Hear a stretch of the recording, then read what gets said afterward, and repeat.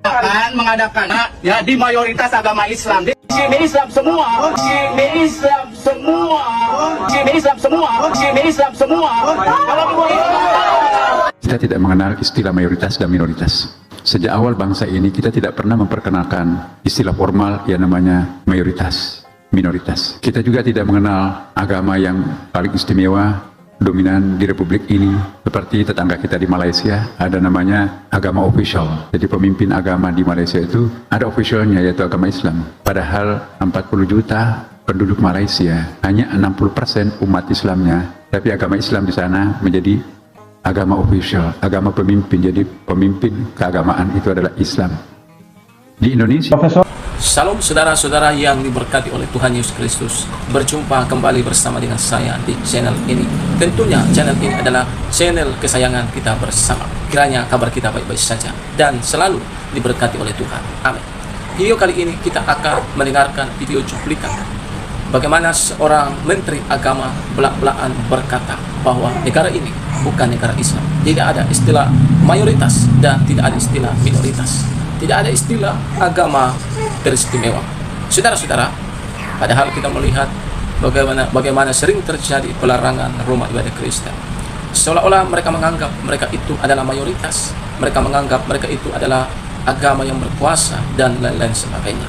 Untuk itu, saudara, kita perlu mendengar video tanggapan seorang menteri agama. Berikut videonya. akan mengadakannya ya di mayoritas agama Islam. Di sini Islam semua, di sini Islam semua, di sini Islam semua. Negara ini tidak mengenal istilah mayoritas dan minoritas, juga tidak mengenal agama yang spesial atau dengan kata lain agama yang teristimewa. Karena mengapa saudara? Negara Indonesia ini adalah negara yang beragam agama, bukan negara satu agama.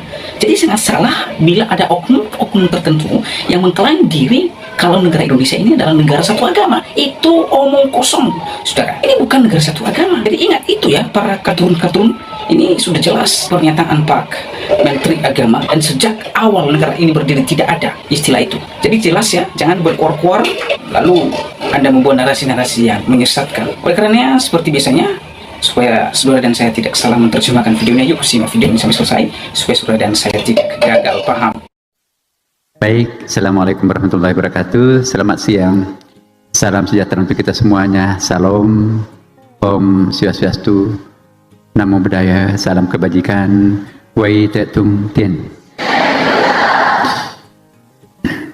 Yang sama-sama kita hormati pimpinan tertinggi agama Konghucu di Indonesia, sahabat saya sejak dulu ya, Pak Budi ini seperti saudara. Jadi alhamdulillah saya bisa mengerti kalau acara ini kita adakan. Terima kasih atas dukungan dan doanya Pak Budi dan beserta seluruh umat. Yang saya hormati juga di sini ada Pak Sekjen, ya, representasi yang selalu sibuk ngurus Konghucu di Kementerian Agama. Juga di sini lengkap para eselon 1 kita menjemput, menyapa Bapak Ibu sekalian juga ya. Ada Pak Irjen, ada Dirjen Bimas Kristen, kemudian Katolik, Pak staf khusus, tenaga ahli, Pak Dirjen Bimas Islam. Oh ya, ada acara sekarang ini berlangsung di Jakarta juga. Kemudian Bapak Ibu sekalian, ada Pak Chandra tadi. Pak Chandra mana? Oh ya, sahabat kita. Hari ini mohon izin saya tidak baca sambutan. Saya ingin dari hati ke hati kepada Bapak Ibu sekalian. Sudah ada sih sebetulnya, tapi izinkan saya mengungkapkan kata hati saya di depan para Bapak Ibu, keluarga besar keluarga Konghucu di Indonesia. Di Indonesia ini kita tidak mengenal istilah mayoritas dan minoritas. Sejak awal bangsa ini kita tidak pernah memperkenalkan istilah formal yang namanya mayoritas, minoritas. Kita juga tidak mengenal agama yang paling istimewa, dominan di republik ini. Seperti tetangga kita di Malaysia, ada namanya agama official. Jadi pemimpin agama di Malaysia itu ada officialnya, yaitu agama Islam. Padahal 40 juta penduduk Malaysia, hanya 60% umat Islamnya, tapi agama Islam di sana menjadi agama official, agama pemimpin. Jadi pemimpin keagamaan itu adalah Islam. Di Indonesia walaupun ya pernah hampir atau memang kurang lebih 84%, tapi Islam tidak mendapatkan nomenklatur istimewa dalam perundang-undangan kita, dan semuanya berada di bawah ketuhanan yang Maha Esa. Di dalam Islam pun juga memang Bapak Ibu sekalian, ya kita tidak kenal apa yang disebut dengan ekliliah atau iriyah, mayoritas minoritas. Bahkan dalam Al-Quran menarik sekali, ya ada ayatnya mengatakan begini,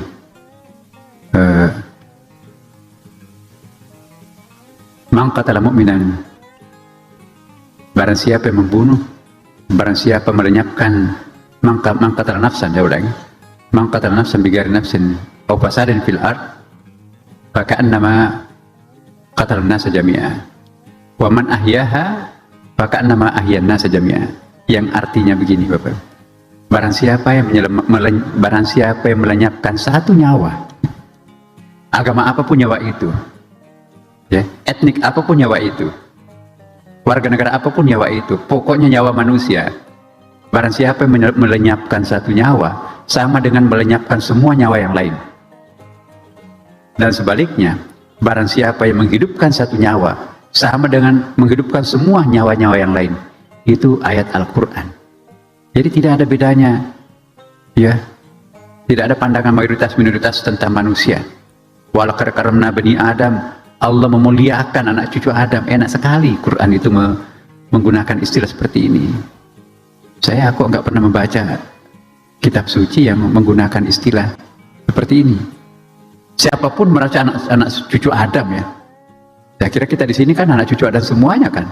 Siapapun anak cucu Adam, wajib hukumnya untuk kita muliakan. Bahkan bukan saja pada masa hidupnya, mematahkan tulang rusuk mayat, kata Nabi, sama dosanya kalau mematahkan tulang rusuknya orang hidup. Dalam hadis lain, menginjakkan perut makam itu, ya, di makam itu sama sakitnya kalau kita menginjak perutnya orang hidup. Kuburan pun harus dihormati. Begitu mulianya manusia itu di mata Islam. Karena itu saya menemukan banyak sekali persamaannya dengan agama Konghucu. Begitu kan Pak Budi? Buku-bukunya Pak Budi banyak tuh, pendek-pendek, kecil-kecil, tapi ya sama.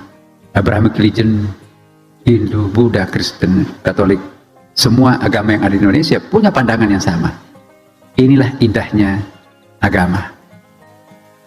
Ya, kalau masing-masing umat beragama meyakini dan mempraktekkan agamanya secara konsekuen, tidak perlu ada polisi, tidak perlu ada KPK, tidak perlu ada jaksa.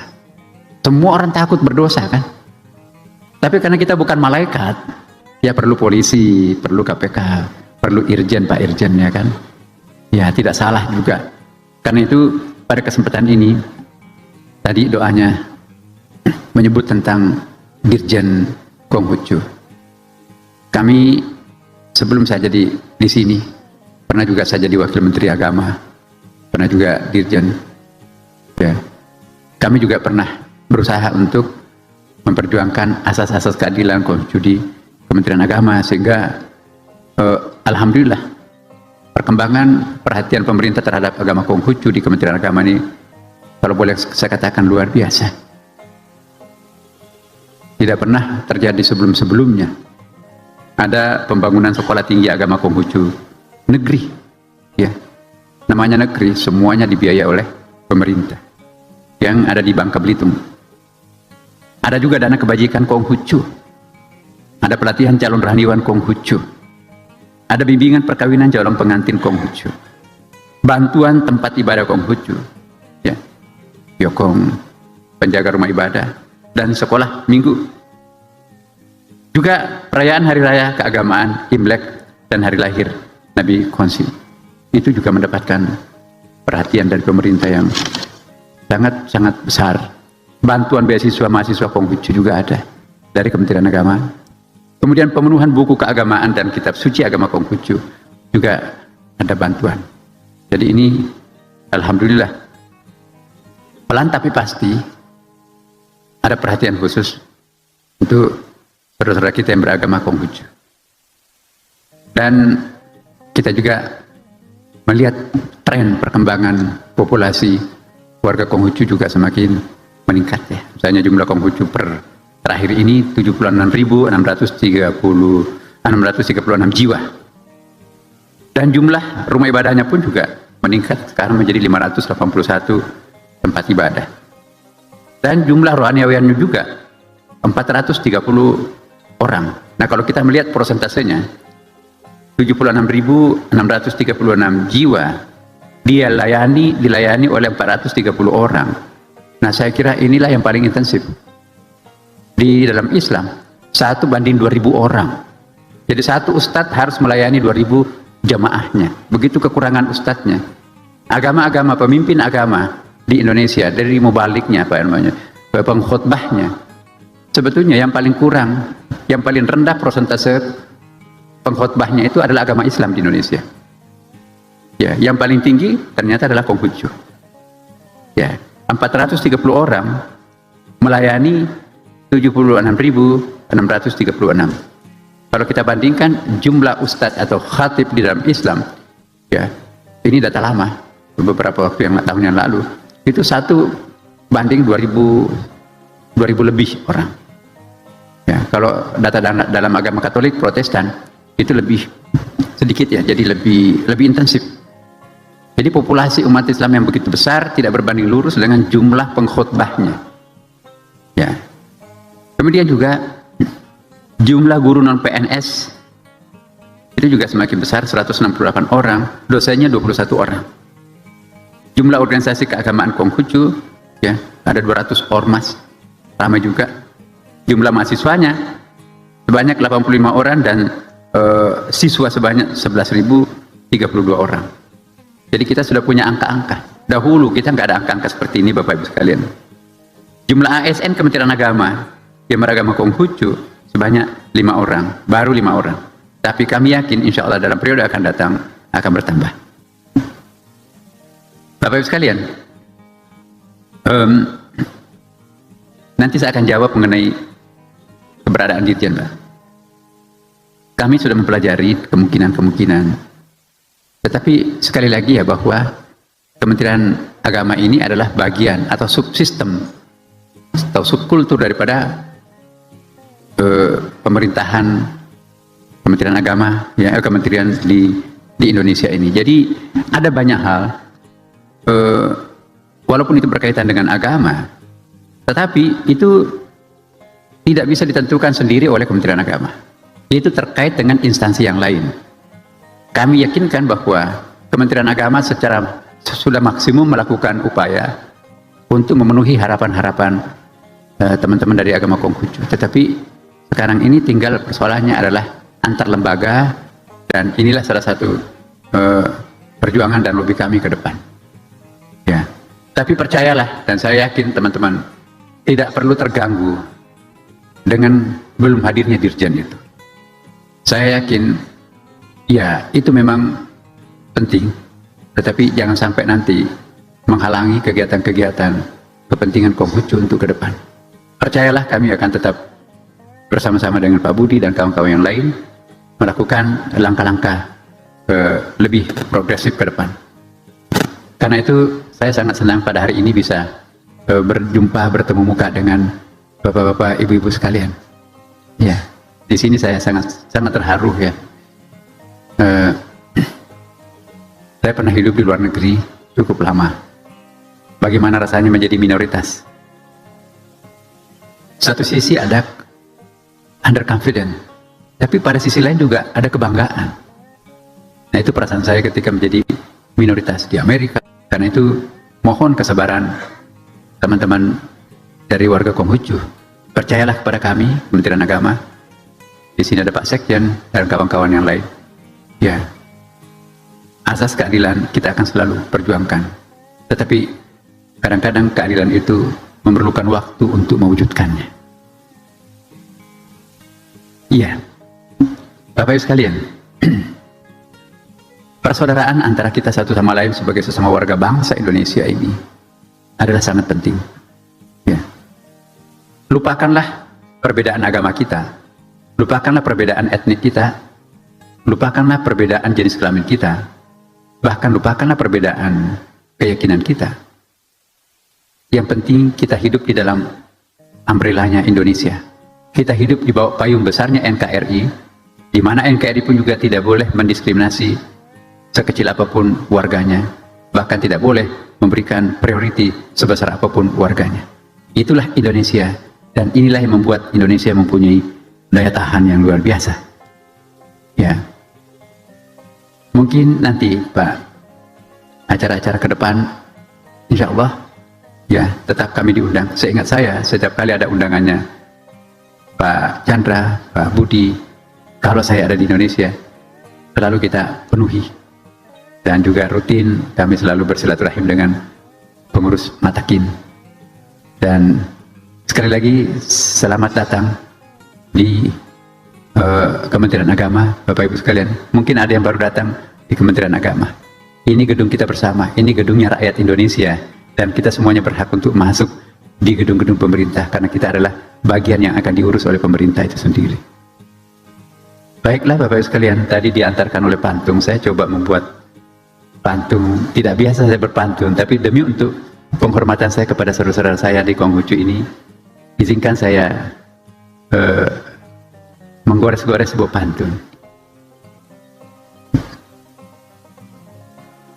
Bidadari bertelekan di atas dipan. Ini ayat sebetulnya ini. Bidadari bertelekan di atas dipan. Teman-teman dari Konghucu tahu nggak namanya bidadari? Kalau Pak Sekjen hafal itu.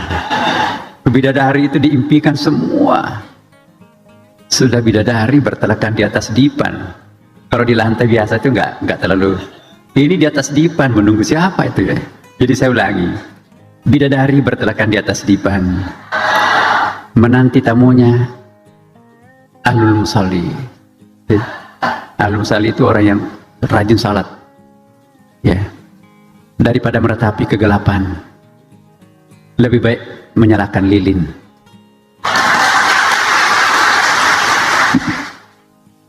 Masih ada?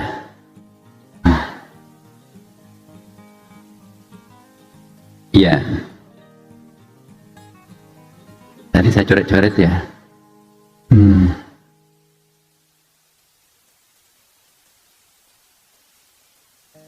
Patung Semar berbalut kain,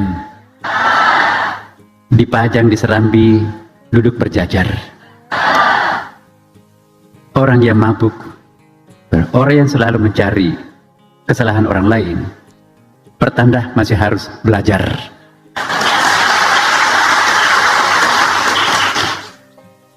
Masih ada, tapi untuk acara lain. Nah, itulah dia saudara video cuplikan yang baru saja kita tonton videonya tadi.